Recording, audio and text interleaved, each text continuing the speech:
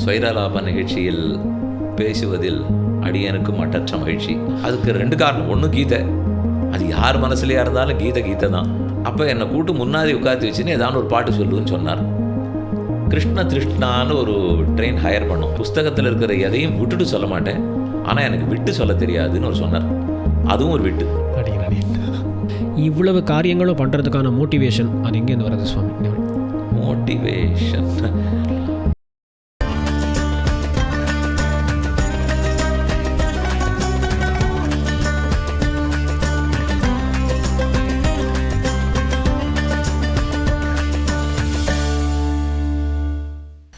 நமஸ்காரம். பக்தாமிர்தம் என்கிற இந்த சேனல் மூலமாக ஸ்வைராலாபம் என்கிற நிகழ்ச்சியை நடத்தி கொண்டு வருகிறோம். நீங்கள் அனைவரும் பார்த்திருப்பீர்கள். அதிலே இன்னொரு ஸ்பெஷல் எபிசோட் என்றுதான் சொல்ல வேண்டும். வேலுக்குடி ஸ்ரீ யுவே கிருஷ்ணன் சுவாமியினுடைய உரையாடல் இன்று இப்போது வெளிவருகிறது. சுவாமியினுடைய ஷஷ்டியப்த பூர்த்தி மகோத்சவத்தை முன்னிட்டு அந்த சமயத்திலே வெளியிட வேண்டும் என்கிற ஆசையோடு தான் இதை ஷூட் பண்ணினோம். அந்த ஷஷ்டியப்த பூர்த்தி முடிந்த ஒரு மாதத்துக்குள்ளே பண்ணோம்.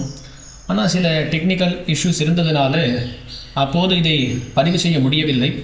கொஞ்சம் நாளாகி இப்போது இதோ வெளிவருகிறது. சுவாமியை கேட்டவுடனே ஒத்துக்கொண்டு வந்து நடத்தி கொடுத்தார்.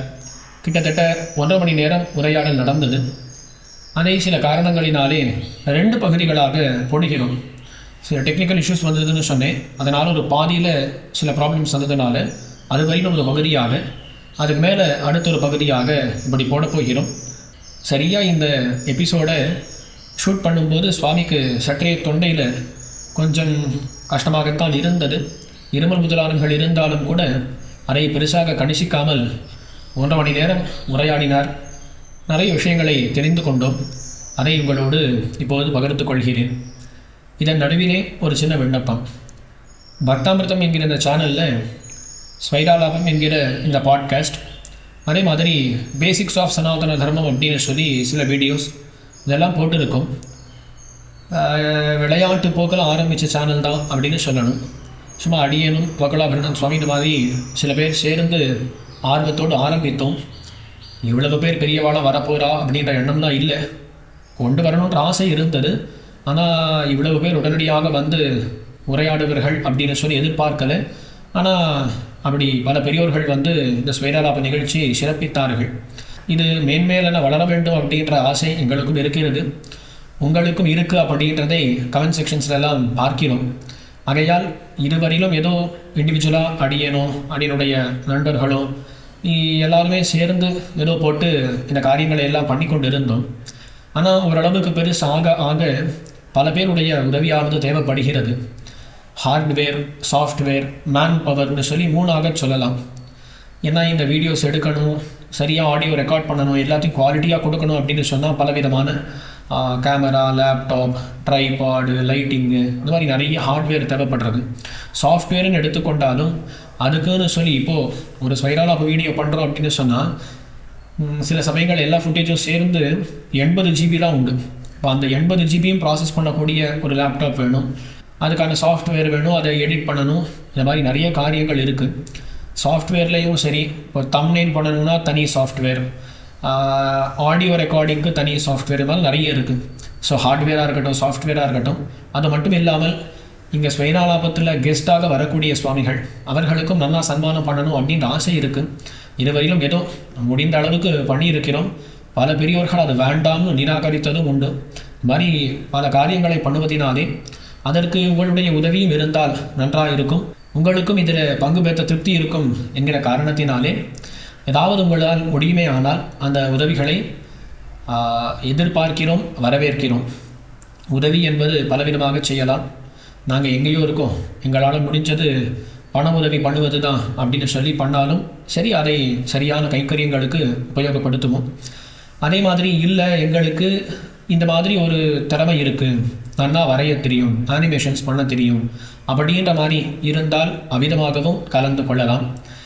கடைசியில் ஏதோ ஒரு விதமான உதவி, ஒன்றுமே பண்ண முடியலைன்னு சொன்னால் கூட ஆதரவை தெரிவிக்கக்கூடிய ஒரு கமெண்ட்டோ இல்லைனா எங்களுடைய நம்பருக்கு ஒரு மெசேஜோ அனுப்பினாலும் கூட அதையும் எதிர்பார்த்து கொண்டு தான் இருக்கிறோம்.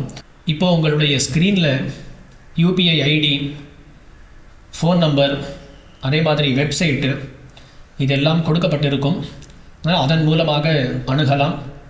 அவற்றினுடைய லிங்க் எல்லாம் டிஸ்கிரிப்ஷன்லேயும் கொடுக்குறோம். டிஸ்கிரிப்ஷன்லேயும் போய் பார்த்து நீங்கள் அணுகலாம். கண்டிப்பாக எதிர்பார்த்து கொண்டு இருக்கிறோம். இதே சமயத்தில் bhaktamritam.org அப்படின்ற ஒரு வெப்சைட்டையும் ஆரம்பித்திருக்கிறோம்.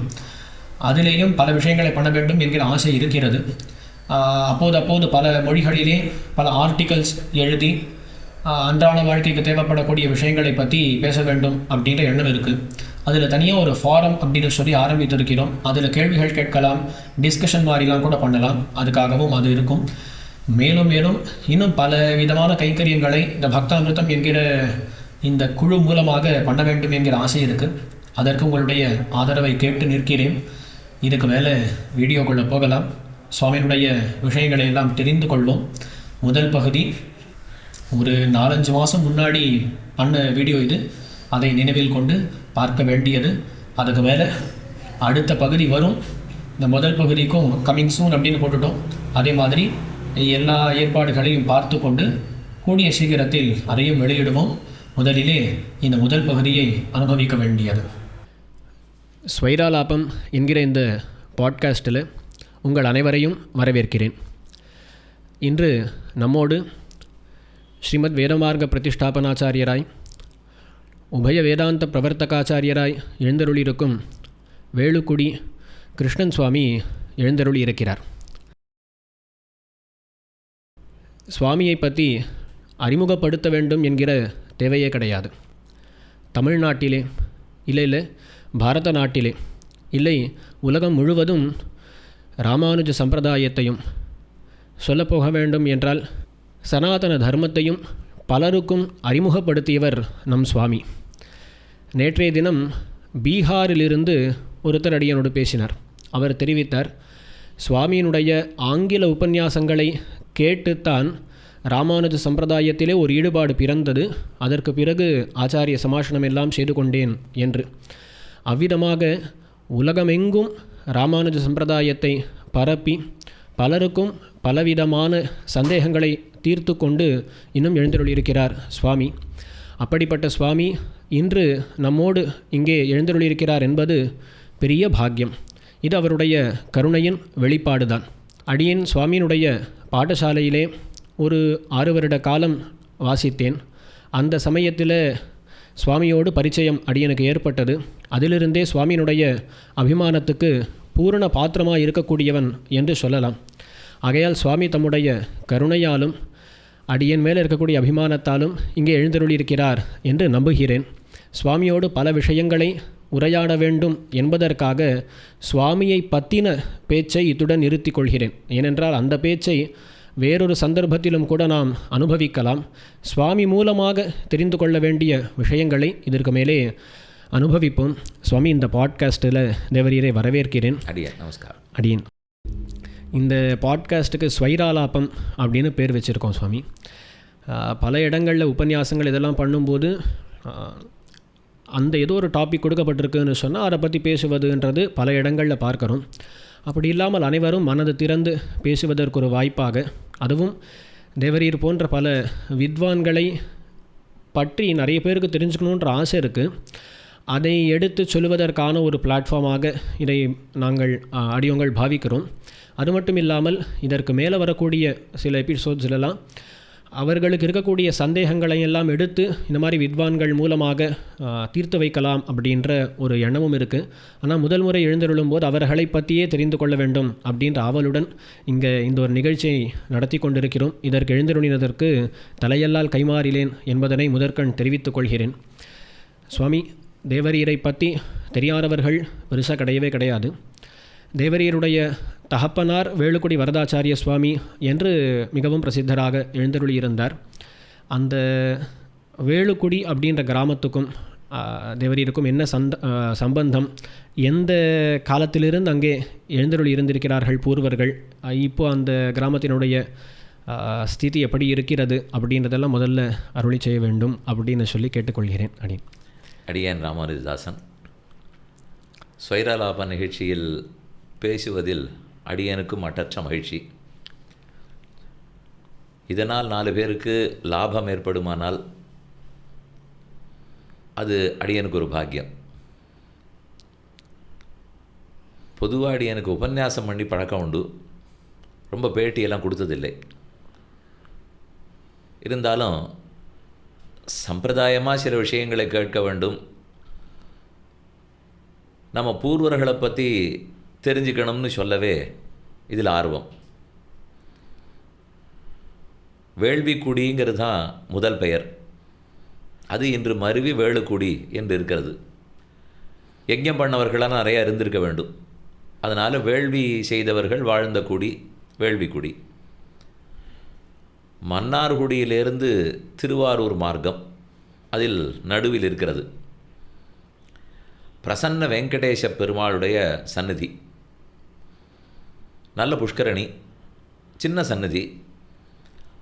அந்த சந்நிதியிலே வெங்கடேச பெருமாளை விட ஹனுமார் தான் பிரசித்தம். இப்போது ஒவ்வொரு சனிக்கிழமையானால் கிட்டத்தட்ட ஒரு 6,000-7,000 பேர் வரா. அந்த பெருமான் மன்னார்குடி பெருமாளுக்கும் அங்கே இருக்கிற எல்லாருக்கும் அபிமானம் உள்ளவர். அடியனுடைய தாத்தா அந்த ஊரில் இருந்தார். அப்புறம் தாத்தா காலத்திலேயே அங்கிருந்து குடிபெயர்ந்து சென்னைக்கு வந்து விட்டனர். அடியனுடைய தகப்பனாரும் சென்னையில் தான் இருந்தார், அடியேனும் சென்னையில் தான் இருந்தேன். ஸ்ரீரங்கத்தில் பாடசாலை ஆரம்பித்த பிற்பாடு சில ஆண்டுகள் கழித்து ஸ்ரீரங்கத்துக்கு வந்து சேர்ந்தேன். இது ஆரம்ப காலம்.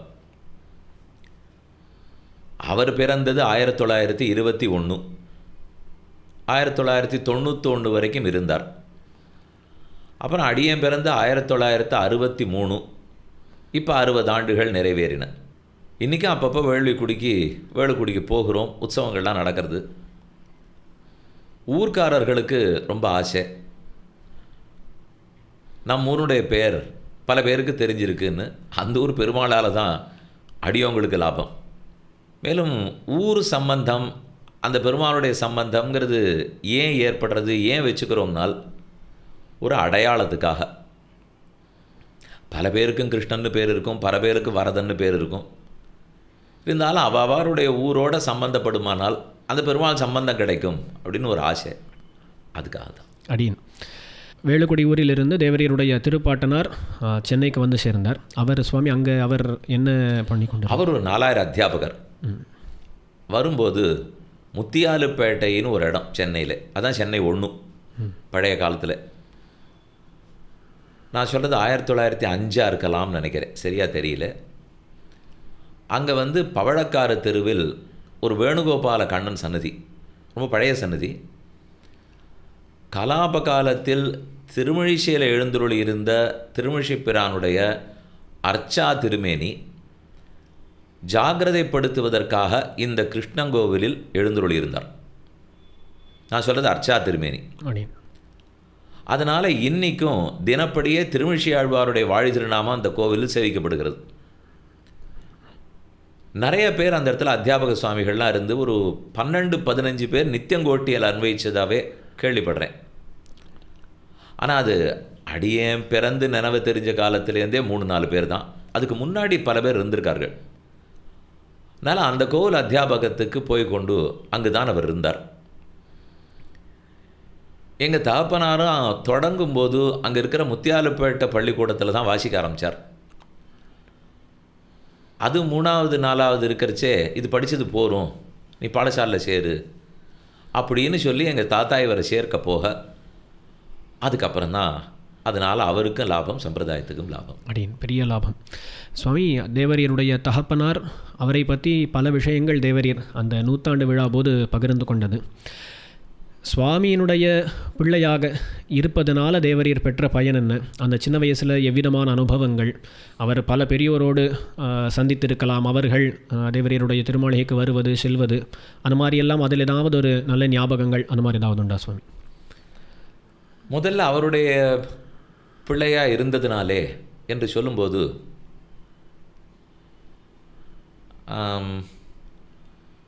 அவர் இந்த மாதிரி நீ இருன்னு சொல்லியோ இல்லை நமக்கு இப்படி இருக்கலாம் அப்படி இருக்கலாம், வாழ்க்கை பலவிதம் இருக்கிறது, அதுவும் இருக்கலாம் அப்படின்னெல்லாம் பெரிய வாய்ப்புகள் பல இருக்குன்றதெல்லாம் தோணலை. வாழ்க்கைனா இப்படி தான் வாழணும் அப்படின்னு மட்டும்தான் தெரிஞ்சுது. அவரோட பழகினவர்களும் அப்படி தான் வாழ்ந்தார்கள். இன்றைக்கி அதிலேருந்தே உலகம் நிறையா மாறி இருக்கு. நான் பார்த்த காலத்திலே மாறி இருக்கு. இன்னும் ரொம்ப பெரியவர்கள் எவ்வளோ பார்த்துருப்பார்கள். ரொம்ப மகான்கள்லாம் அடியவங்களுடைய குடிசையில் பார்த்துருக்கோம். ஒன்று நிச்சயம் சொல்லுவேன், 2 பேர் பேசினார்கள் என்றால் பகவத் விஷயத்தை தவிர வேறு எதையும் அவள் பேசி நான் பார்த்ததில்லை. வீட்டு விஷயத்தையோ அரசியலோ சம்பிரதாயத்தில் இது தப்பாக இருக்கே அது தப்பாக இருக்குங்கிறதோ, இவா என்னத்தை பேசினார்கள் அவர்கள் என்னத்தை பேசினார்கள், இது எதையுமே நான் காதில் கூட கேட்டதில்லை. 2 பேர் பேசும்போது ஏதோ ஒரு வியாக்கியானம், ஏதோ ஒரு சாரார்த்தம், அதில் இருக்கக்கூடிய சந்தேகம், அது எப்படி பயன்படும், இப்படி பேசித்தான் கேள்விப்பட்டிருக்கேன். அதனால் அது ஒன்று தான் வழிமுறை. இத்தனைக்கு நான் ஆங்கிலம் படித்ததும் சரி, சிஏ படித்தேன், அதெல்லாம் படிச்சிருந்தாலும் அது ஒரு வாழ்க்கை முறை அப்படின்னெல்லாம் தோணிலதெல்லாம் கிடையாது. அதனால தான் என்னால் சரியான சமயத்துக்கு முடிவெடுத்து வரவும் முடிஞ்சிருக்கணும். இல்லைன்னா அந்த வழியே தான் போயிருப்பேன். சுவாமி தேவரீருடைய சிறு வயதில் இப்படித்தான் இருக்க வேண்டும் அப்படின்னு சொல்லி நியமித்து நிர்பந்தித்து அப்படிலாம் ஒன்றும் பண்ணதில்லை இல்லையா சுவாமி? அவர் எனக்கு தெரிஞ்சு யாரையுமே எதுக்குமே நிர்பந்தப்படுத்தினதே இல்லை. இதுதான் சரி, அதை மட்டும் சொல்லுவார். அவர் சொல்லக்கூடியதை ஒன்று நேராக சொல்லணும்னா, இப்படி பண்ணால் எனக்கு பிடிக்கும், நீ அப்படி பண்ணலைன்னா நான் உன்னை ஏன்னு கேட்க மாட்டேன், ஆனால் இப்படி பண்ணால் எனக்கு பிடிக்கும் என்று தான் பலதும் சொல்லி நான் கேள்விப்பட்டிருக்கேன். அது எங்கள் அம்மாவாக இருக்கட்டும், நானாக இருக்கட்டும், நாங்கள் 3 பேர் தான், வேறு யாரும் குடும்பத்தில் பெருசாக கிடையாது. அதனால் அவரை பொறுத்த வரைக்கும் தான் வாழறதை பார்த்து தெரிஞ்சுட்டா சரி. அப்படின்னு சுவாமி தேவரீர் சிறு வயது அதெல்லாம், அந்த சிறு வயதெல்லாம் எங்கே சுவாமி, எந்த இடத்துல? எல்லாமே முத்தியால்பேட்டை தம்புச்செட்டி தெருவில் இருந்தோம். பக்கத்தில் பழக்கார் தெருவில் இந்த கிருஷ்ணங்கோவில் நான் சொன்னது, பள்ளிக்கூடமும் அங்கே தான். படிக்க வந்தது, காலேஜ் படித்ததெல்லாம் விவேகானந்தா காலேஜ் மயிலாப்பூரில். அதுக்கப்புறம் சிஏ ஐசிடபிள்யூ இப்போ எல்லாத்துக்குமே அங்கே தான் இருந்தோம். அவர் பரமோதித்த பிற்பாடு தான் அந்த இடத்துலேருந்து மாறி மயிலாப்பூருக்கு வந்தோம். அடியன் சுவாமி தேவரீருடைய சிறு வயதில் அங்கே பரதன் சுவாமியினுடைய பாட்காஸ்ட்டில் அவர் வந்து அவருடைய சிறிய தாத்தா சுந்தரலிங்கர் அவர்கிட்ட தேவரீர் வாசித்ததாகவும் அந்த மாதிரி இதெல்லாம் அந்த மாதிரிலாம் கிரகத்துக்கே வந்து அடியன் அவர் தான் ராமோதன் கற்றுக் கொடுத்தார் ஆரம்பத்தில். இப்போ சப்தமஞ்சரி அவர் தான் கற்றுக் கொடுத்தார். ரொம்ப பண்பாளர். இதெல்லாம் சுவாமி இப்போ வேறு பெரிய சுவாமி, அதாவது வரதாச்சாரிய சுவாமி அவர் பார்த்து தான் ஏற்பாடு பண்ணி கொடுத்தார். அவர் பார்த்து ஏற்பாடு பண்ணினது. அவருக்கு எல்லாரையும் தெரியும். அதனால் யாராக இருந்தாலும் எங்கள் குடிசைக்கு வர்றது தான் அவளுக்கு ஒரு லாபம்னு பட்டுது. ஏன்னா அவரே எப்பவும் சேவிக்கலாங்கிறதுக்காக. அதனால் சுலபமாக போச்சு. சுவாமி வரதாச்சாரிய சுவாமி அவர் தேவரீர் திருமாளிகையில் காலக்ஷேபங்கள் எல்லாம் நடத்தும் போது தேவரீர் நிறைய அன்வைத்திருப்பதற்கான வாய்ப்பு உண்டு இல்லையா சுவாமி? உண்டு. ஆனால் எனக்கு ஒரு குறை, நான் அவர்களுக்கு கல்யாணம் ஆகி 16 வருஷம் கழித்து பிறந்தவன். எங்கள் அப்பா அம்மா கல்யாணம் வந்து 1947, ஆனால் நான் பிறந்தது 63. ஸோ அந்த 16 வருஷம் வரைக்கும் அவர் ஓஹோன்னு இருந்த காலம். நிறைய உபன்யாசங்கள்லாம் நடந்திருக்கு, ரொம்ப பெரியவர்கள்லாம் வந்திருப்பா. அது எதுவுமே எனக்கு தெரியாது. நான் பிறந்து நினைவுக்கு வந்து 7 வயசாகி பூணல் போட்ட பிற்பாடு தான் ஓரளவுக்கு இதெல்லாம் என்னதுன்னே புரிஞ்சுது. அது 70. அதனால் அதற்கு அப்புறம் என்ன உண்டோ அதுதான் அடி எனக்கு தெரியும். சுவாமி இடத்திலிருந்து அதனால் என்ன சொல்ல வந்தேன், என்னை விட அவரை பற்றி இன்னும் நிறையா தெரிஞ்சவா பலரும் உள்ளார்கள். அடியன் சுவாமியிடமிருந்து ஒரு குணம் இது இம்பைப் பண்ணிண்டேன் அப்படின்னு சொன்னால் அது எதுவாக இருக்கும் சுவாமி? கண்டிப்பாக பண்ண மற்றவாளும் பண்ண வேண்டியது அப்படின்னு ஒன்று குறிப்பிட்டு சொல்லணும்னா, எல்லாருக்கும் அணுக தகுந்தவனாக இருக்கணும். நாம் வித்வான்கிறதுக்காக யாரும் நம்மளை அணுக முடியாது அப்படின்னு இல்லாமல், நம்ம சொல்கிற விஷயமும் எல்லாருக்கும் அணுக தகுந்ததாக பிரயோஜனப்படுறதா இருக்கணும். நாம் நிறையா ஓஹோன்னு சாஸ்திரம் படிச்சிருக்கோங்கிறதுக்காக நம்ம 4 பேருக்குள்ளே பேசிக்கூடாது. ஏன்னா அந்த சாஸ்திரத்தில் தான் எல்லா மக்களுக்கும் வேண்டிய வாழ்க்கை பிரச்சனைகளுக்கு பதில் இருக்குது. அந்த பதில் அப்படியே இருக்காது. குடும்பத்தில் என்ன கவலைகள் இருக்கோ, என்னெல்லாம் சந்தேகங்கள் இருக்கோ, அந்த பதில் அப்படியே தேடினா இருக்காது. அது சொல்ல வேண்டிய முறையில் சொல்லியிருக்கோம், அதை நம்ம தான் எடுத்து பார்த்து அவர்களுக்கு தகுந்த மாதிரி சொல்லணும் அப்படிங்கிற விருப்பம் அவருக்கு உண்டு. ஆனால் அந்த காலத்தில் இதை போல் மீடியாவெல்லாம் கிடையாது. அதனால் அவர்களால் அதை என்ன செய்ய முடியுமோ செய்தார்கள். இந்த காலத்தில் சொல்கிறது சுலபமாக இருக்குது, போய் சேர்றது சுலபமாக இருக்குது. அதனால் அவர்கிட்டேன்னு தெரிஞ்சின்றது எல்லாராலையும் அணுக முடியணும், விஷயங்களும் எல்லாருக்கும் அணுகத்தக்கதாக இருக்கணும். சுவாமி பெரிய சுவாமியினுடைய உபன்யாசங்களை கேட்கும்போது இப்போ வேலுக்குடி டிஸ்கோர்சஸ் சேனலில் கூட சுவாமியினுடைய ஸ்ரீராமாயணம், விஷ்ணு சஹஸ்ரநாமம் அதெல்லாம் வந்திருக்கு. அதெல்லாம் கேட்கும்போது அதில் நிறைய நகைச்சுவை அதையும் சேர்த்து சுவாமி அருள் செய்கிறார். நிறைய கதைகளாக இருக்கட்டும், அந்த சொல்லக்கூடிய விதங்களாக இருக்கட்டும், அதெல்லாம் அந்த மாதிரி பழகும்போதும் கூட அந்த நகைச்சுவைன்றது இப்போ இருக்குமா? ரொம்ப இனியவர், எளியவர். அது அவரோட பழகின எல்லாரும் சொல்லுவார்கள். அப்படி கண்டிப்பாக அதை அடியனால் பின்பற்ற முடியவில்லை, உண்மையை ஒத்துக்கணும். அவர்கிட்ட பழகினது இன்றைக்கி யாராக இருந்தாலும் அவளுக்கு கிட்டத்தட்ட 85 பாயிருக்கும். அவர்கள்ட்ட கேட்டு பார்த்தாலே என்னோட அவ்வளோ சுலபமாக பேசியிருக்கார். அதுக்காகவே நான் இந்த சம்பிரதாயத்தை புரிஞ்சு வந்தேன்னு சொல்கிறவர்கள் இருக்கார்கள். அவர் சொன்ன விஷயம்லாம் கூட எங்களுக்கு ரொம்ப புரிஞ்சதில்லை. ஆனால் அவர்கிட்ட பழகினோம், அவர் இதை பண்ணுன்னு சொன்னார், பண்ணேன். அந்த ஒரு வித்தியாசம் நான் பார்த்துருக்கேன். அந்த நாளில் இருக்கிற பெரியவர்கள் எல்லாம் இன்னென்ன விஷயத்தை சொல்லி விஷயம் வசதியாக இருந்ததுங்கிறதுக்காக நான் வந்தேங்கிறதே தேவையில்லை வாழ்கிட்ட. அவர்கள் இப்படி வாழணும்னு சொன்னார்கள், அதுக்காகவே ஒத்துண்டேன். அந்த தபஸுனுடைய பலம், அந்த அவர்களுக்கு இருக்கிற அந்த அபிமானம், பகவத் அபிமானம், பாகவத அபிமானம் இருந்தது. அது இப்போ காலம் மாறுது. இப்போ நம்ம சொல்கிற விஷயம் பிடிச்சிருந்தா வருவார்கள், அப்போ அவர்களுக்காகவே வந்தார்கள். பொதுவாக ஒன்று தப்பாக போடும், விஷயம் பிடிச்சா தானே வரணும், மனுஷனுக்காக வரலாமான்னு தோணும். அவர்கள் தப்பான மனுஷர்களாக இருக்கலையே. எப்போ நல்லவர்களாக இருந்துட்டாலும் அப்போ அவர்களுக்காகவே போகலாமே. கண்டிப்பாக. ராமன் சரியானதை பண்ணாதான் நான் ராமபக்தனா? நான் ராமபக்தன் ராமபக்தனுக்காக. அப்படின்னு சுவாமி இப்போது காரப்பங்காடு சுவாமியை தேவரீர் சேவித்தது அவசியம் சேவிச்சிருக்கேன். அப்படின்னு கொஞ்சம் கொஞ்சம் காலக்ஷேபங்களும் கேட்டிருக்கேன். ரொம்ப உயர்ந்த వ్యక్తి அப்படின்னு இப்போ சேவிச்சா போகிறோம். அவருடைய சிஷ்யாலாம் சொல்கிறது, தேவள் சொல்கிறதெல்லாம் ஓஹோன்னு இருக்குது, ஆனால் அது முக்கியம் இல்லை, தேவளை சேவிக்கிறதே போகிறோம்னுவா. அப்படி ஏதாவது ஞாபகம் இருக்கா சுவாமி அவரை பற்றி? ரொம்ப வாஞ்சி அடி இடத்துல அவருக்கு. அவர் திருமாளிகையில் அவர் எப்போ ரூம்லேருந்து வெளியில் வருவர், என்ன சொல்லுவார்னு வெளியில் காத்திருந்தவா பல பேர். குறைச்சலாக சொன்னாலும் நிறைய விளங்க வைக்க தெரியும். வேறு எதையும் குழப்பி பேசுகிறதுக்கே தெரியாதவருக்கு 4 சிஷ்யர்கள். அடியன் தகப்பனார் ஒன்றும், சிவவே சதாபிஷேகம் கோவிந்த நரசிம்மாச்சார் சுவாமி திருவரங்கத்துக்காரர். அதே காரப்பங்காடு தேசிகவரதாச்சார் சுவாமின்னு பெரிய இங்கே ஜிஎஸ் சுவாமியாக ஸ்ரீரங்கத்தில் எழுதியிருந்தார். அந்த சுவாமியினுடைய திருக்குமாரர் ரங்கராமானுஜ சுவாமி. அப்புறம் பிள்ளலோகம் பாஷ்யக்கார சுவாமி. இவா 4 பேரும் ரொம்ப நெருங்கின சகாக்கள். 4 பேரும் தான் அந்த சுவாமி இடத்துல காலக்ஷேபம் பண்ணா. நாம் எத்தனை சொன்னாலும் அவருடைய அந்த நெருக்கங்கிறது அவ்வளவு நெருக்கம், சத்விஷயத்தினால் வந்த நெருக்கம். அவர்களது முன்காலம். அதனால் கடைசி காலத்தில் ஏதோ ஒரு 4-5 கேட்கக்கூடிய பாக்கியம் கிடச்சிது. எல்லாருக்குமே அவரை பார்க்குறதே ஒரு நமக்கு இருக்கிற பாக்கியம் தான் நினைப்பார்கள். அப்படின்னு ஏதோ ஒரு புகைப்படம் பார்த்த மாதிரி ஞாபகம் சுவாமி. தேவரீர் ஏதோ சாதிக்கிற மாதிரியும் சுவாமி பக்கத்தில் இருக்கிற மாதிரி ஏதோ அந்த அவர் சுவாமி சொல்லிட்டு இருந்தார். அப்படின்னு அப்போ என்னை கூட்டு முன்னாடி உட்காந்து வச்சுன்னு ஏதாவது ஒரு பாட்டு சொல்லுன்னு சொன்னார். அப்போது ஒரு ஸ்லோகம் சொன்னேன். அந்த புகைப்படம் எடுத்து ஏதோ ஒரு மாத சஞ்சிக்கையெல்லாம் இப்போ போடப்பட்டது. நான் சொல்கிறது பொதுவான ஏதோ ஒரு பத்திரிக்கை, சம்பிரதாய பத்திரிக்கை கூட இல்லை, அது ஏதோ ஒரு பொதுவான பத்திரிக்கையில் வெளியிட்டா. அந்த சமயம் அப்போ எனக்கு ஒரு 5-6 வயசு இருக்கலாம், 1968 இருக்கலாம்னு வச்சுக்கோம். அதுலேயே நீங்கள் அவர் முகத்தை பார்த்தா கூட அவ்வளவு கனிவு தெரியும் அவர் முகத்தில். நான் திரும்ப சொல்கிறது, அந்த கனிவு அவர்கள்ட்ட இருந்ததே திருத்திச்சு. அடியன் சுவாமி இந்த மாதிரி சிறு வயதில் பல பெரியோர்களோடு பழக்கம். இந்த பக்கம் அதே சமயத்தில் லௌகிக்க படிப்பும் கூட ஓரளவுக்கு அப்படி வந்தது. சிஏ தேவள் பண்ணதாக தெரிகிறது. அதெல்லாம் சுருக்கமாக சொல்லணும்னா என்ன சுவாமி, எப்படி? காலேஜ் பிஎஸ்சி மேத்தமேட்டிக்ஸு, அதுக்கப்புறம் சிஏ ஐசிறுபடி, அதுக்கப்புறம் ஒரு 10 வருஷம் 10 வருஷம் வேலையும் பார்த்தேன். அது 1991 தகப்பனார் பரமவிச்சார்.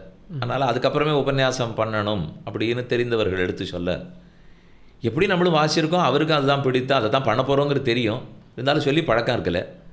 ஏதோ சின்ன வயசில் 10 நிமிஷம் 15 நிமிஷம் சொன்னது தான். அதனால் இவர்கள் சொன்ன பிற்பாடு ஆரம்பித்து சாயங்காலமான உபன்யாசம், பகலானா வேலைக்கு போகிறதுன்னு பண்ணி பார்த்தேன். அது எதுவும் ஒத்து வரல. இதுக்கும் உண்மையாக இருக்கல, அதுக்கும் உண்மையாக இருக்கலன்னு பட்டது. அதனால் 96 எல்லாத்தையும் விட்டுட்டேன். இப்போ 23 ஆச்சு இல்லையா, அதனால் இத்தனை வருஷம் ஆயிடுத்து. உபன்யாசம் மட்டும்தான். அப்போது 91 உபன்யாசங்கள் பண்ணுறதுன்னு ஆரம்பிச்சது. அது 91 நவம்பர் மாதம் கார்த்திகை மாதத்தில் பகவத்கீதை ஆரம்பிச்சது தான் முதல். அதுக்கு அடுத்தது சென்னையில் திருமலை பிள்ளை ரோடில் பாரத் கலாச்சாரம்னு இருக்குது, அங்கே தான் முதல் திருப்பாவை, அதுவும் 91 தான் ஆரம்பம். அதுலேருந்து நடந்துருந்தது. 96க்கு அப்புறம் விட்டுட்டேன். அப்படி அதுக்கு முன்னாடி சுவாமி 91க்கு முன்னாடி எங்கேயும் அதெல்லாம் 10 நிமிஷம் 15 நிமிஷம் என்னைக்கு தகப்பனார் சாத்துமறை ஏதானு ஒன்று பண்ணாருனால் அதில் ஒரு 10 நிமிஷம் சொல்லுன்னு சொல்லுவார். அப்போ சொன்னதோட சரி. அப்படி ஆனால் அதெல்லாம் ஏதாவது ஒரு யூஸ்ஃபுல்லாக இருந்ததா சுவாமி? அதனால் ஒரு ஸ்டேஜ் ஃபியர் இல்லாமல் இருக்கிற அந்த மாதிரி திருப்பி சொல்கிறேனே, அதுதான் வாழ்க்கை. அது ஒன்றுத்துக்கு தான் அது யூஸ்ஃபுல். இதுக்கு தான் நாம் பிறந்திருக்கிறோம், இதுதான் வாழ்க்கை. எங்கே சுற்றினாலும் வந்து தான் ஆகணும். அந்த எண்ணத்தை கொடுத்தது தான் அதனுடைய பயன். அப்படி சுவாமி இந்த 91லேருந்து 96 வரலாம் இப்படி உபன்யாசங்கள் பண்ணிட்டு அதுக்கு மேலே முழுக்கவே இதில் இறங்கிட்டு இல்லையா சுவாமி? இந்த உபன்யாசங்கள் பண்ணுவதற்குன்னு தேவர் ஏதாவது பயிற்சி எடுத்தது உண்டா? இல்லை அதுக்கு ஏதாவது ஒரு யாராவது அட்வைஸ் பண்ணணும் அப்படின்னு சொன்னால் இந்த மாதிரி பண்ணலாம் அப்படின்றதுக்கு ஏதாவது உண்டா சுவாமி? நாம் ஆரம்ப காலத்துலலாம் வெறும் தகப்பனாருடைய உபன்யாசத்தை கேசட்ஸ் உண்டு. அப்போது இந்த சிடி பென்ட்ரைவ்லாம் இல்லை, கேசட் இருக்கும். போட்டு கேட்பேன், கேட்டதை எழுதிப்பேன், அப்படியே போய் சொல்லிட்டு வருவேன். முதல் 5 வருஷம் வரைக்கும் இதை தவிர நான் எதுவுமே பண்ணதில்லை. அதுலேருந்து பழகி பழகி பழகி நான் பழகி வந்தது தான். அதனால் ஒரு லாபம், நம்மளா ஒன்று சொன்னோங்கிற குறையே வராது. அவர் எப்போ புஸ்தகத்தில் இல்லாத சொல்லியிருக்க மாட்டாரோ, அதனால் நாமும் புஸ்தகத்தில் இல்லாத சொன்னோங்கிற தப்பே வராது. அது ஒன்று தான் அது பண்ண பெரிய நல்லது. விஷ்ணு சித்தன் சுவாமி அவருடைய பாட்காஸ்ட் எல்லாம் சொல்லியிருந்தார், வரதாச்சாரிய சுவாமி ஒன்று சாதிச்சார் அப்படின்னா அது கண்டிப்பாக ஏதோ ஒரு புஸ்தகத்தில் இருந்து ஆகணும். இல்லை நமக்கு தெரியலன்னு சொல்ல முடியுமே தவிர ஏதோ ஒரு இடத்துல வியாக்கியானத்தில் இருந்தாகும் அப்படின்னு சொல்லி தன் புஸ்தகத்தை நம்மளால் பார்க்க முடியாது, அதனால் தெரியல அப்படின்னு. ஆனால் இல்லாட்டா அவர் பேச மாட்டார் அப்படின்னு. அது நீர் இந்த ஹியூமர் பற்றி ஒன்று கேட்டீர், அது வேடிக்கையாரெலாம் கூட சொல்லுவார் அப்படின்னு. நீங்கள் விட்டு சொல்கிறதே இல்லை. விட்டுன்றது இப்போ இது துணுக்குகள் சிரிப்பு இல்லையோ. நான் விட்டெல்லாம் சொல்ல மாட்டேன், எதையும் விட்டு சொல்ல மாட்டேன். புஸ்தகத்தில் இருக்கிற எதையும் விட்டுட்டு சொல்ல மாட்டேன், ஆனால் எனக்கு விட்டு சொல்ல தெரியாதுன்னு அவர் சொன்னார். அதுவும் ஒரு விட்டு அப்படின்னு. அந்த மாதிரி தேவர் 96 அதாவது 96ல் இந்த லௌகிக உத்தியோகங்கள் எல்லாம் விட்டு சம்பிரதாயத்தில் முழுக்க உபன்யாசங்கள் பண்ணுறதுன்னு ஆரம்பிச்சிருக்கு சுவாமி. அதுக்கு மேலே தேவரீர் பல நிறுவனங்களும் சரி, இப்போ கிஞ்சித்காரம் ட்ரஸ்ட் முதலான நிறுவனங்கள் இதெல்லாம் கூட ஸ்தாபனம் பண்ணுவதற்கு அதெல்லாம் அது எப்படி சுவாமி ஐடியான்றது எங்கேருந்து வந்தது இப்படி பண்ணணும் அப்படின்ற இது? ஏன்னா வரதாச்சாரிய சுவாமி காலக்ஷேபங்கள் உபன்யாசங்கள் அந்த அளவுக்கு தான் வைத்து கொண்டிருந்தா போல் தெரிகிறது. இல்லை சுவாமியே ஏதோ சின்ன காரியங்கள் பண்ணியிருக்கார், அது இன்ஸ்பிரேஷனாக இருந்திருக்கு அப்படின்னு கூட இருக்கலாம். சுவாமி வந்து காரிமாறன் கலைக்காப்பகம் அப்படின்னு, மங்களாசாசன திவ்யதேச சம்ரக்ஷண ட்ரஸ்ட்டு, அப்புறம் காரப்பங்காடு சுவாமி ட்ரஸ்ட்டு, இதை போல் ஒரு 3-4 ட்ரஸ்ட்டுகளில் அவரே இருந்தார். இதெல்லாம் பண்ணணுங்கிற விருப்பமும் அவருக்கும் உண்டு. அவர் காலத்தில் இது என்ன முடியுமோ அதை அவர் செய்து கொண்டிருந்தார். மேலும்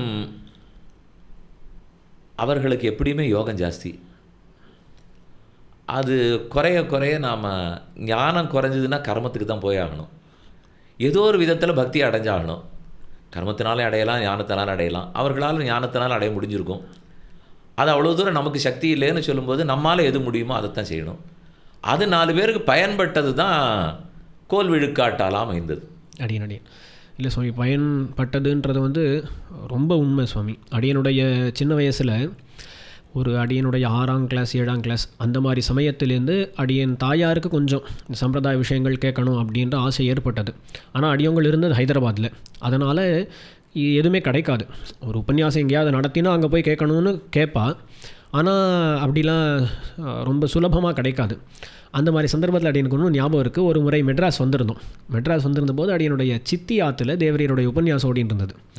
சுவாமியினுடைய உபன்யாசங்கள் வேணுமேனு சொல்ல அவள் ஏதோ சில சிடிஸ்லாம் இருக்குது அப்படின்னு சொன்னான். அப்போல்லாம் இந்த சிடிலேருந்து காப்பி பண்ணிட்டு எடுத்துகிட்டு போகணுன்ற மாதிரி, அப்போது என்னெல்லாம் உபன்யாசங்கள் உண்டோ எல்லாத்தையும் காப்பி பண்ணிக்கணும் அப்படின்னு சொல்லி சிடிலாம் வாங்கிட்டு வந்து காப்பி பண்ணிட்டு வந்தா. அதுக்கப்புறம் தான் ட்ரஸ்ட்டை பற்றி தெரிஞ்சு ட்ரஸ்ட்டில் மெம்பர் ஆகி எந்த சிடி வந்தாலும் அங்கே மற்றவா கேட்டாலும் இல்லையோ தெரியாது, அடியனுடைய தாயார் விடாமல் கேட்பா. அது அப்போல்லாம் இந்த ஃபோன்லாம் கிடையாது, இந்த டிவிடி பிளேயரில் தான் போட்டு கேட்கணும். அது நன்னாவே முழுக்க ஒலிக்கும். அது ஒலிக்கிறதுனால எங்களுடைய காதிலேயும் அது விழுந்துட்டே தான் இருந்தது. அது அடியனுக்கு பெரிய ஒரு இன்ஸ்பிரேஷன்றதுக்காக இந்த விஷயங்கள் தெரிஞ்சுக்கணும் அப்படின்னு வந்ததுக்கு காரணம். அந்த மாதிரி அடியன் யாரோடு பழகினாலும் எல்லாரும் சொல்லக்கூடியது சுவாமியோட உபன்யாசங்கள் கேட்டோம் வந்தோம். அதுலேயும் முக்கியமாக என்னென்னா, அவள் கேட்டார்கள்னால் நேரில் வந்து கேட்டவா ரொம்ப கம்மி தான். இந்த சிடிகள் மூலமாக கேட்டவர்கள் தான் ரொம்ப அதிகம்.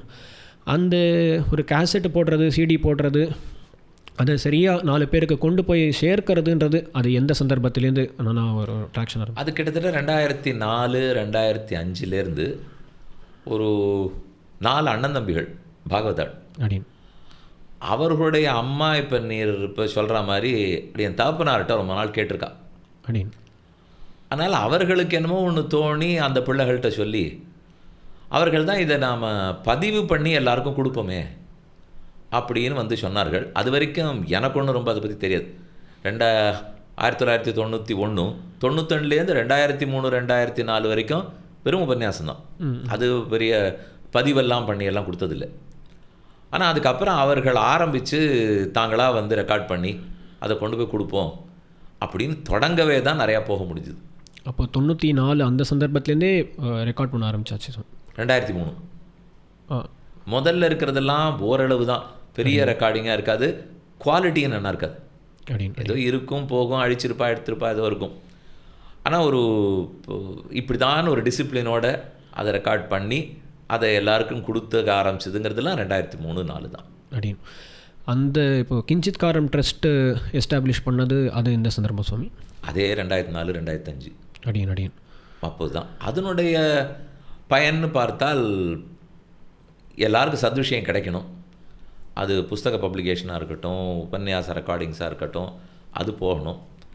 ஏதோ திவதேசங்களுக்கும் சரி, பொது நலப்பணிகளும் சொசைட்டிக்கும் பண்ணணும், கைங்கரியம் இருக்கணும் அப்படிங்கிற எண்ணத்தோடு ஆரம்பிக்கப்பட்டது. அது கிஞ்சித் காரம்னு பேர் வச்சது அகிஞ்சித் கரச சேஷத்வனோபத்தின்னு இருக்கிறதுனாலே நான் வாசிட்டோம், சேஷத்துவ ஞானம் இருக்குது, பகவானுக்கு நம்ம அடிமைன்னு தெரிஞ்சுனுட்டா அந்த அடிமைக்கு ஏதானு கைங்கரியம் செய்யணும். அது பகவானுக்கும் பாகவதர்களுக்கும் ஆச்சாரியர்களுக்கும் கைங்கரியமாக இருக்கட்டும், அது நம்ம பெற்றது எல்லாரோடையும் சேர்ந்து செய்வோமே. கிஞ்சித்துன்னு சிறிது, கிஞ்சித் காரம்னா ஒரு சிறிது நம்மால் ஆன கைங்கரியத்தை செய்வோம் அப்படிங்கிற எண்ணத்தோடு தான் ஆரம்பிக்கப்பட்டது. அப்போவே ரொம்ப ஆதரவு, மக்கள் எல்லாருக்கும் ரொம்ப பிடிச்சிருந்தது, பக்தர்களுக்கும். அதனால் அவர்களும் அங்கத்தினர்களாக சேர்ந்து கொண்டு அதன் மூலம் தான் மெதுவாக கைங்கரியெல்லாம் ஆரம்பித்தோம். அப்படின்னு அப்போ 96லேருந்து அந்த 2003 வரையிலும் மற்ற வேறு ஏதாவது ட்ரஸ்ட் மட்டும்தான், வேறு உபன்யாசங்கள் மட்டுமே அப்படின்னு கிஞ்சித் காரம் ட்ரஸ்ட் மூலமாக அதுக்கப்புறம் நிறைய இந்த கேலண்டர் போடுறது, யாத்திரைகளாக இருக்கட்டும், இந்த மாதிரி நிறைய ஆரம்பிச்சது இல்லையா சுவாமி? திவ்யதேச கைங்கரியம், நந்தவன கைங்கரியம், கோசாலை, மற்றபடி திவ்யதேசங்களில் இடம் ஏற்படுத்தி போனால் வந்தால் யார் வேணால் தங்கி அங்கே 2-3 நாள் இருந்து கைங்கரியம் பண்ணுறதுக்கு ஏற்படுத்தினது. இப்போ கோவிலில் சம்பிரோக்ஷணம் பண்ணது. இது கோவில் பணின்னு மட்டும் இல்லை, அதில் ஒரு பகுதி கோவில் பணி, நிறைய சோஷியல் சர்வீஸும் நடந்தது. அதில் இப்போ கிராமத்து பக்கத்தில் படிக்கணும்னு ஆசை இருந்து ஆனால் பண வசதி இல்லாதவாளுக்கு வருஷம் அவளுக்கு ஃபீஸ் கட்டுறதுக்காகவும் கொடுக்குறோம். இது போல் சின்னதாக எல்லாமே சின்ன கைங்கரியம் தான். சிறுதுளி பெருவெள்ளத்தில் சிறுதுளியை மட்டும் இருக்கும், அது பெருவெள்ளம் ஆகிறது ஆகாது அவாவா எண்ணம் பண்ணணுங்கிறதுக்காக தான் தொடங்கிறது. அப்படின்னு அதில் இந்த முக்கியமான ஒரு கைங்கரியம் தேவரீர் பண்ணியிருக்கக்கூடியது குலசேகர பெருமாளுடைய தேவஸ்தானம். அது கேரளாவில் சென்று அங்கே திருவஞ்சிக்களத்தில் ஒரு இடம், அங்கே குலசேகர பெருமாள் குலசேகர ஆழ்வாருக்கு ஒரு அவதாரஸ்தலம் இருக்க வேண்டும் அப்படின்னு சொல்லி தேவரீர் பண்ணது. அதை பற்றி கொஞ்சம் விரித்து சொல்ல முடியுமா? 12 ஆழ்வார்களுடைய அவதார ஸ்தலங்களில் 11ல் சன்னதி இருக்குது. அப்படின்னு அவாவா திருநக்ஷத்திரம் நடக்கிறது, சேவாகாலம் நடக்கிறது, எல்லோரும் போகிறோம் வரும். ஆனால் இந்த ஒருவர் கேரளத்தில் அவதரித்தவர், அதனால் அது இருக்கலையே அப்படின்னு நினைவு இருந்தது. மலையாள திவதேச யாத்திரை போயிருந்தோம். அது போயிருக்கிற சமயத்தை 13 திவதேசமும் சேவிச்சிட்டோம், குருவாயூரும் சேவித்தோம். இந்த வழியாக வந்துட்டு இருந்தோம். அப்போது பஸ்ஸு போயிட்டு இருந்துச்சே திருவஞ்சிக்குளம், அங்கே போடுறது திருவஞ்சிக்குளம்னு போட்டிருந்தது. நம்ம பாசுரங்களில் திருவஞ்சிக்களம்னு வாசிச்சிருக்கோம். அதையும் தாண்டி பஸ்ஸு போகிறச்சே டிகேஎஸ் புரம்னு ஒன்று போட்டிருந்தது. அது என்ன டிகேஎஸ் புரம்னு விசாரிக்கிச்சா திருக்குலசேகரபுரம் அப்படின்னு சொன்னான். சரின்னு இறங்கினோம். போனால் ஒரு அழகான முகுந்த பெருமாள் சன்னதி, அங்கே அவாளாட் கேரள பாணியில் கட்டப்பட்ட சன்னதி. அங்கே சேவிச்சுருக்கிறச்சே வாசலில் 4 பேர் ஸ்திரீகள் இருந்து முகுந்த மாலை பாராயணம் வேண்டா. என்னன்னு விசாரித்தேன். இங்கு தான் குலசேகரர் பிறந்த இடம், அவர் ராஜ்யம் ஆண்டதெல்லாம் இங்கே தான், இந்த முகுந்தனுக்கு தான் அவர் முகுந்த மாலை பாடியிருக்கார் அப்படின்னு சொன்னார்கள். அதுலேருந்து ஒரு உறுத்தல், பண்ணுவோமோ ஒரு வேளை ஆழ்வார் சொல்கிறாரோ என்னமோன்னுட்டு சரின்னு போய் அங்கே இருக்கிற தேவஸ்வம் போர்டுகிட்டெல்லாம் பேசி பார்க்கச்சே அவர்களும் வரவேற்றார்கள். அதுக்கப்புறம் நடந்தது அப்படின்னு அதில் அங்கே ஒரு திவ்ய தேசத்தை நடத்துறதுன்றது ஒரு பெரிய சேலஞ்சு தான் இல்லையா சுவாமி? அது அவரே நடத்தி ஏதோ இது வரைக்கும் சுலபமாக நடந்துட்டுருக்கு. அர்ச்சகாலும் இருக்கா, வருஷத்துக்கு 3 உற்சவம் நடக்கிறது. பிரம்மோற்சவம் நடக்கும், ஆழ்வார் அவதார உற்சவம், மாசி புனர்வசம் நடக்கும், பவித்ரோத்சவம் நடக்கிறது. 3 உற்சவமும் நடந்துட்டுருக்கு. 3 தினமும் 4000 சேவகாலம் நடக்கிறது. உள்ளூர் மக்கள் நல்லா ஆதரிக்கிறார்.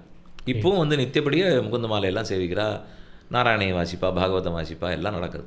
அப்படின்னு இந்த அர்ச்சக சுவாமி இருக்கார், பரிச்சாரகர் இருக்கார், நல்லா பார்த்துட்டு இருக்கார். சுவாமி அந்த மாதிரி அந்த குலசேகர பெருமாளுடைய சந்நிதி கைங்கரியம் அது சொல்லும்போதே இந்த யாத்திரை அப்படின்றத பற்றி வந்தது. இந்த யாத்திரைகளுக்கு பல பேரை அழைத்து செல்வது அது எப்படி சுவாமி ஆரம்பிச்சது? எந்த கட்டத்திலேருந்து? கிஞ்சித் கார்ன் ட்ரஸ்ட் மூலமாகவா இல்லை நான் முன்னாடியும் போயிருக்கேன். அடியேனை வந்து முன்னாடி தமிழ் தலைவன் சீனிவாசன் சுவாமின்னு ஒருத்தர், அடியன் ததியாராதங்கள்லாம் நிறையா பண்ணுவார்.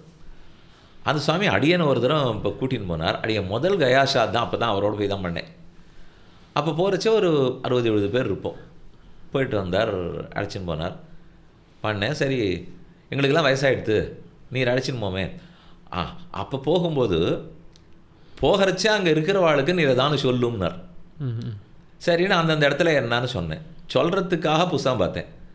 இங்கே இந்த மகாத்மியம்லாம் என்னான்னு தெரிஞ்சிருந்தது. அவர் அப்புறம் என்ன பண்ணார், அடுத்த தடவை நான் யாத்திரைக்கு போகிறேன், நீர் வரப்புரியனால் நான் ஒவ்வொரு தடவையெல்லாம் உங்களோட யாத்திரைக்கு வரல, போன தடவை எனக்கு கைக்கு போனால் அதனால் வந்தேன்னு. சரி அப்படின்னா நான் போகிற வாழ்க்கெல்லாம் போட்டு காட்டினேன், எனக்கு எதாவது ரெக்கார்ட் பண்ணி கொடுமேன்னார். சரி ரெக்கார்ட் பண்ணி கொடுத்தேன். போயிட்டு வந்தார், ரொம்ப நல்லா இருந்தது, எல்லோரும் விருப்பப்பட்டு பார்த்தா. அதையும் கொஞ்சம் புஸ்தகமாக போட்டு கொடுத்துருவேன்னார். சரி நான் அடுத்த தடவை அதையும் அவரே போட்டுனார். அதுக்கு அடுத்த தடவை வந்து எனக்கு ரொம்ப வயசாகிடுது, என்னால் முடியல, அதனால் அவாவா வயசு இருக்கிறவா கூட்டின்னு போனால் தான் தேவையில்லை அப்படின்னார்.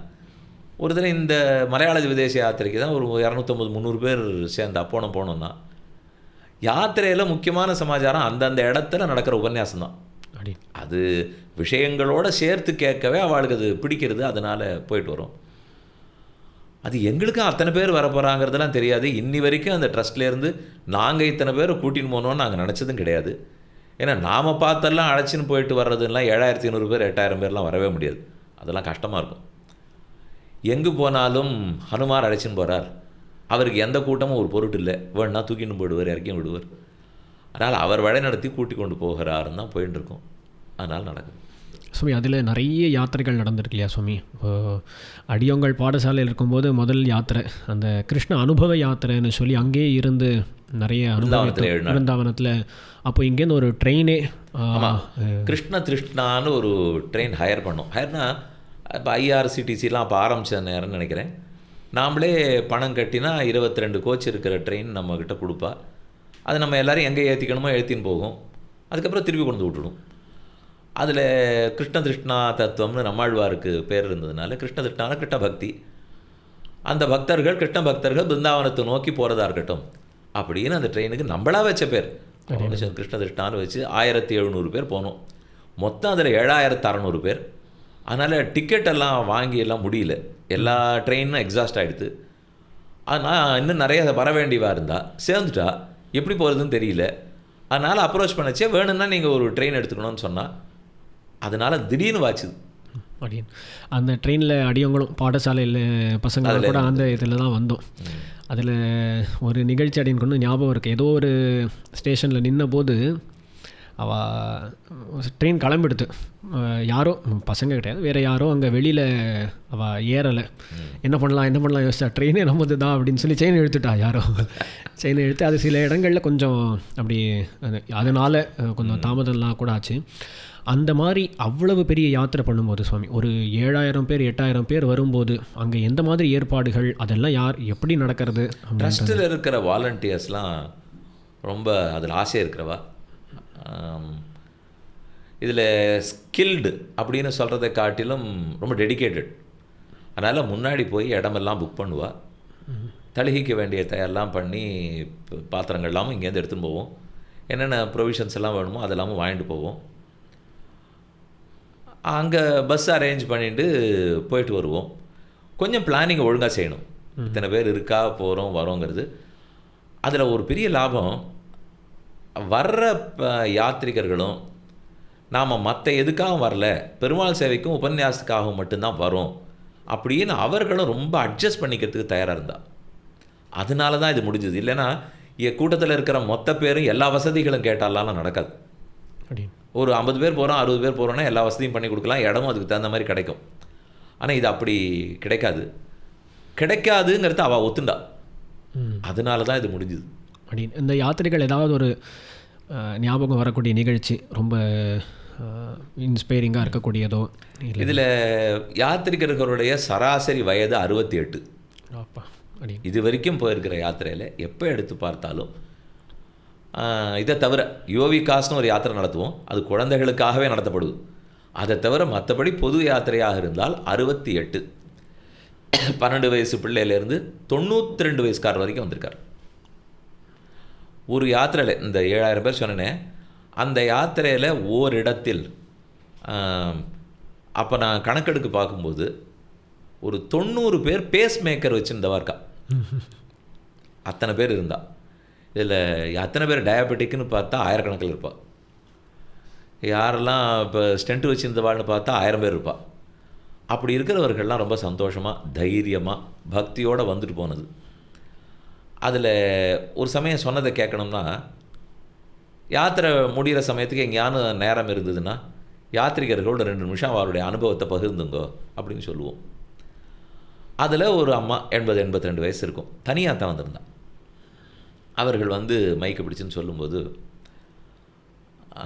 ஒவ்வொரு நிமிஷம் நான் என் பிள்ளை பேசணுங்கிறான், அவன் ஃபோன் பேசுகிறத இந்த மைக்கில் நீங்கள் போடணும்னு கேட்டுண்டா.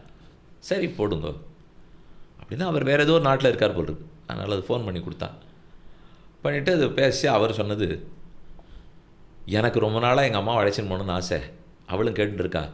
எங்கள் அப்பா இல்லை, அவர் இருந்தால் கூட்டின்னு போயிருப்பார், நான் அழைச்சின்னு போகணும், ஆனால் எனக்கு சில நிர்பந்தங்கள்லாம் இருக்குது, என்னால் இப்போ முடியல, அவளுக்கும் வயசாகுது, அதனால் இந்த மாதிரின்னு சொன்னால், நீங்கள் பல வயசானவர்களை இந்த மாதிரி கூட்டின்னு போகிறது அவள் பிள்ளைகளுடைய ஆசையை நீங்கள் நிறைவேற்றினதாக அர்த்தம் அப்படின்னு மட்டும் அவர் ஃபோனில் சொன்னார்.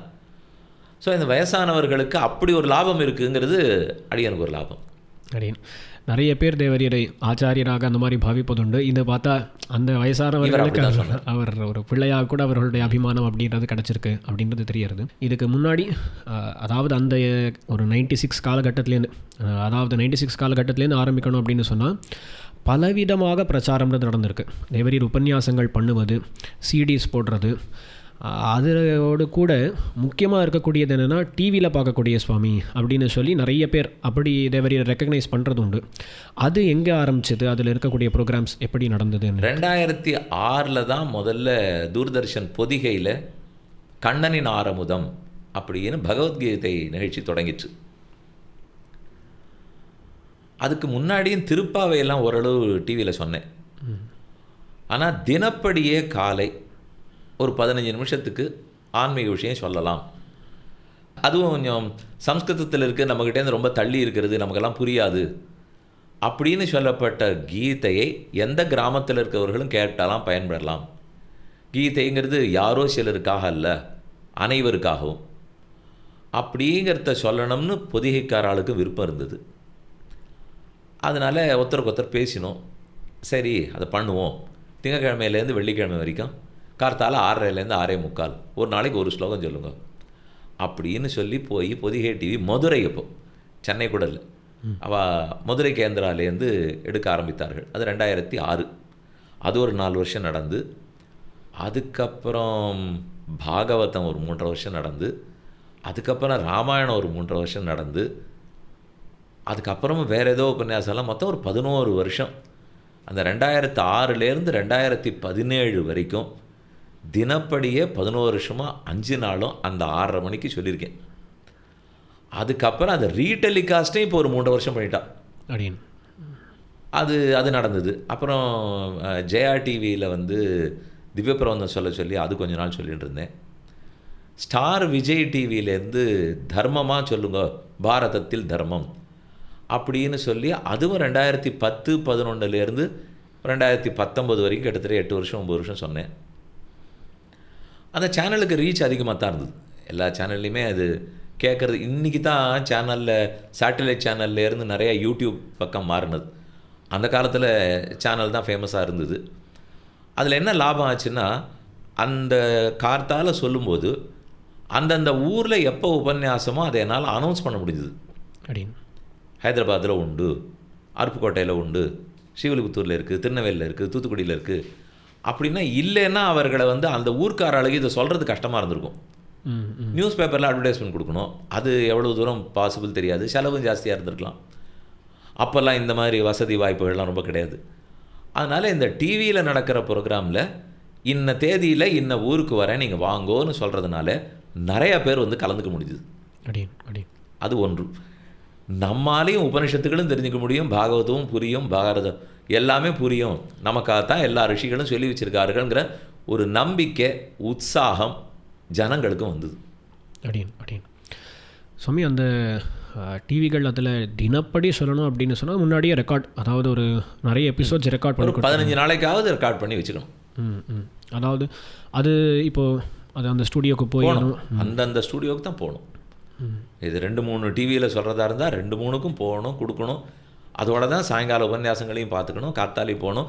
அதுவும் கண்ணன் ஆரம்ப நிகழ்ச்சியெல்லாம் 108 திவதேசத்துக்கும் போய் ரெக்கார்ட் பண்ணணும். ஆமாம் சுவாமி, அது எல்லா திவதேசத்துக்கும் போனோம். அந்த திவதேசத்தையும் காமிச்சு மகாத்மியம் முழுக்க சொல்லி அந்தந்த க்ஷேத்திரத்தோடு அந்த கீதா ஸ்லோகத்துக்கு இருக்கிற தொடர்பு என்னன்னு சொல்லி அப்படின்னு சொல்லவே அந்த ப்ரோக்ராம் ரொம்பவே நல்லா பிடிச்சிருந்தது எல்லாருக்கும்.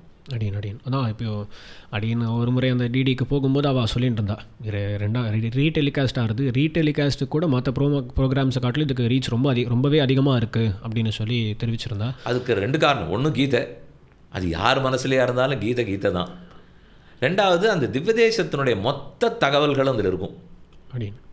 நம்ம ஒரு புஸ்தகம்னு பார்த்து தெரிஞ்சுக்கிறோன்னா என்னென்னலாம் அந்த திவ்யதேச மகாத்மியமோ அதெல்லாம் அங்கேயே போய் எடுக்கவே நிதானமாக அங்கே இருக்கிற ஊர்க்கார அர்ச்சக சுவாமிகள் எல்லார்ட்டையும் கார்த்தாலெல்லாம் பேசுவேன். எல்லா தகவலையும் சேகரிச்சுக்கணும். அதுக்கப்புறம் மத்தியானத்துலேருந்து ரெக்கார்டிங் ஆரம்பிக்கணும், இல்லை மத்தியானம் பேசணும், கார்த்தால 6 மணிக்கு ரெக்கார்டிங் ஆரம்பிக்கணும். அப்படின்னு பண்ணவே நிறையா தகவல் இருக்குதுல. அதெல்லாம் அந்த க்ரூ முழுக்க தேவரீர் எல்லாரும் சேர்ந்து ஒவ்வொரு திவ்யதேசத்துக்கு ஒவ்வொரு இடத்துலையும் போய் தங்கி அந்த லைட் இருக்கான்னு பார்த்து அந்த கோவில் உற்சவங்களை பார்த்து உற்சவத்துக்கு ஒன்றும் தடங்கள் இல்லாமல் நாமளும் அவளுக்கு கஷ்டம் இல்லாமல் பார்த்து தான் செய்யணும். அதான் இதெல்லாமே பெரிய ஒரு ஹெர்குலியன் டாஸ்க் மாதிரி பெருசாக இவ்வளவு காரியங்களும் பண்ணுறதுக்கான மோட்டிவேஷன் அது எங்கேருந்து வருது சுவாமி? மோட்டிவேஷன் ஒன்று எங்கேருந்து வர்றதுக்குன்றது இல்லை. நான் தான் சொல்கிறேனே, இது இவ்வளவுன்னு பார்த்தா மோட்டிவேஷன் போய்டும். இன்னும் நிறையா இருக்கிறதுக்கு பண்ணுறதுக்குன்னு நினச்சிருந்தா தான் மோட்டிவேஷன் வரும். தேவரீருடைய கைங்கரியங்கள் அப்படி வரிசையாக பார்க்கும்போது ட்ரஸ்ட் அப்படின்றதில் யாத்திரைகள் நடத்துவது, இந்த கேலண்டர் போடுறது, அதை பற்றி ஏதாவது? கேலண்டர் எல்லோரும் டெய்லி கேலண்டர் பார்ப்பான்னு தெரிஞ்சுது. யோசிச்சதில் ஏதோ ஒரு விஷயம் நித்தியப்படி பார்க்குறவாளுக்கு நம்ம இந்த பகவத் விஷயத்தை சொல்லணும்.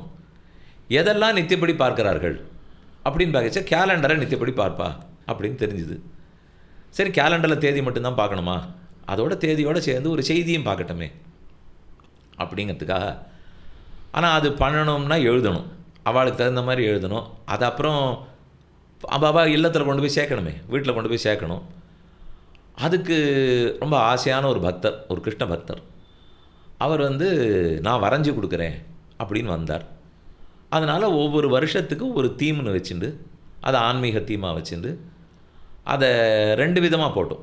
ஒன்று பெருசாக இருந்ததுன்னா மாதத்துக்கு ஒன்றா வச்சுன்னு போட்டோம். பாகவதம், விஷ்ணு சஹஸ்ரநாமம், ராமாயணம் அப்படின்னு ஆழ்வார்கள்து 4000 பேப்பர் வந்தான். ராமானுஜர் வருஷத்தில் ராமானுஜர் 1000க்கு, குரத்தாழ்வான் 1000 குரத்தாழ்வான் விஷயம் அப்படின்னு அந்தந்த வருஷம் மேலே அதை போடுவோம். இல்லைன்னா இன்னொரு பேட்டர்ன், இன்னொரு டிசைன் ஒரு வாரத்துக்கு ஒரு ஷீட்டாக வச்சுருந்து 52 ஷீட்டு, 52 வாரங்கள் வருஷத்துக்கு. அப்போ 52 செய்திகளாக சுந்தரகாண்டம் போடச்சா அப்படி தான் 52ஆக போட்டோம். இப்போ மனமே தனம்னு ஒன்று போட்டிருக்குச்சேவும் இந்த மனசு எப்படியெல்லாம் செய்யுது, அதை நம்ம எப்படி அடக்கணும், அது நம்மளை அடக்கிடுமா, அது என்ன, அது ஞானம் உண்டா, ஞானம் கிடையாதா, எல்லா விஷயத்தையும் விசாரித்து ஒரு 52 செய்திகளாக பிரித்து அந்த மாதிரி போட்டோம். நல்ல வரவேற்பு, அவர்களுக்கு நித்தியம் பார்க்க போகிறா. அது புஸ்தக மாட்டம். பல பேர் இன்னும் இந்த போட்டிருக்க 15 வருஷத்து கேலண்டரையும் வச்சுட்டு இருக்கா.